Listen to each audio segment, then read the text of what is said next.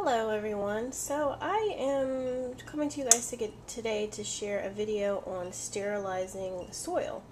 I just recently acquired some African violet leaves and I wanted to make my own soil for them. So I'm going to be using peat moss, vermiculite, perlite, as well as activated charcoal, which is for the aquariums, fish aquariums, aquanics. So anyway, I'm actually going to go ahead and use some peat moss that I actually had stored outside, so it may have bugs and other things living inside the actual peat moss.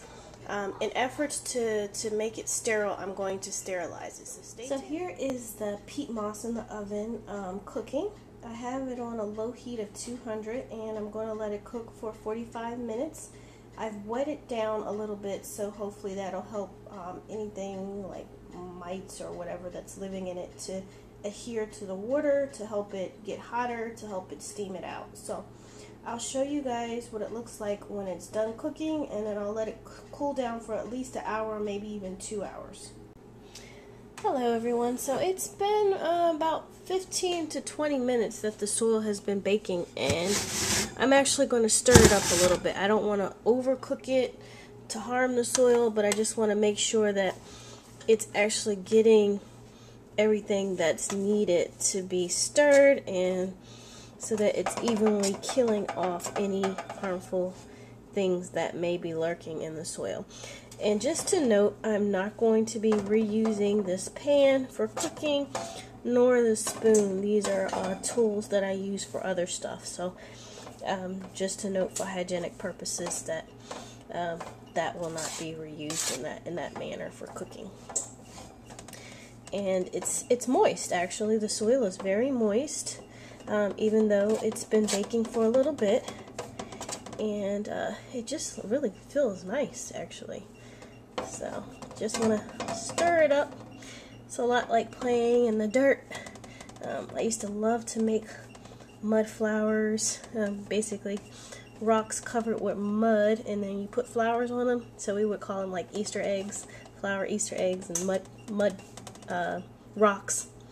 But yeah, so this brings back old memories. But anyway,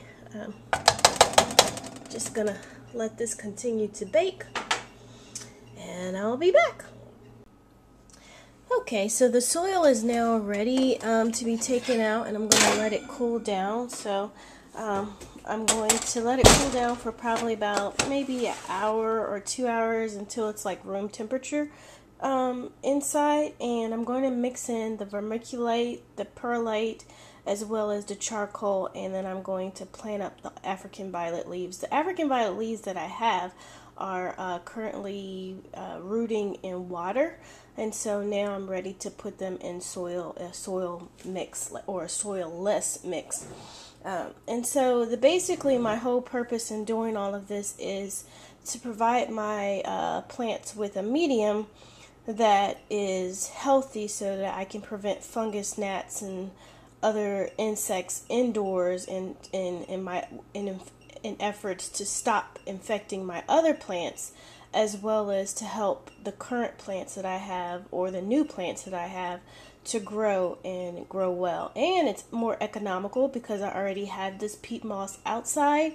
I just couldn't see going out to buy some African violet potting mix when I had everything here that I needed. So I hope this helps someone else. You can actually sterilize your own soil in hopes to stop any infestations of bugs, because I have bought potting soil in the store before, and almost every time my plants have gotten infected with fungus gnats. So in a safer method, I figure I just better go ahead and do it myself. And like I said, I had everything that I needed, so it's not like it was much of an inconvenience, other than the fact that I have to use a pan that I have, and use my oven to bake sterilize it. So yeah, so comment, subscribe if you like this video. Feel free to hit the like button. Stay tuned for more videos, and do subscribe. Have a great day. Thanks for watching. Okay, so this is the final stage of my sterilized soil. So what you see in front of you now is soil, the peat that I sterilized in the oven. now has added to it vermiculite, which is the darker, maybe if I put my flash on, you guys can see a little bit better. I don't know if that helped, but it's the darker shade of like tan, and then the white is the coarse vermiculite. So this here, right here, that little bit there at the end, that's the coarse vermiculite. So what I'm doing now is going to mix all this thoroughly together, and it looks like a seed there of some sort. So yeah, see that? So I'm going to mix this thoroughly together, and then that way I can actually add in the charcoal. The charcoal is the activated charcoal is the one thing that I haven't yet to add. But this is it. This is going to be my mixture that I'm going to use for my plants. So just wanted to show you guys the full process. So thanks for watching. Till the next time, have a great day. Bye.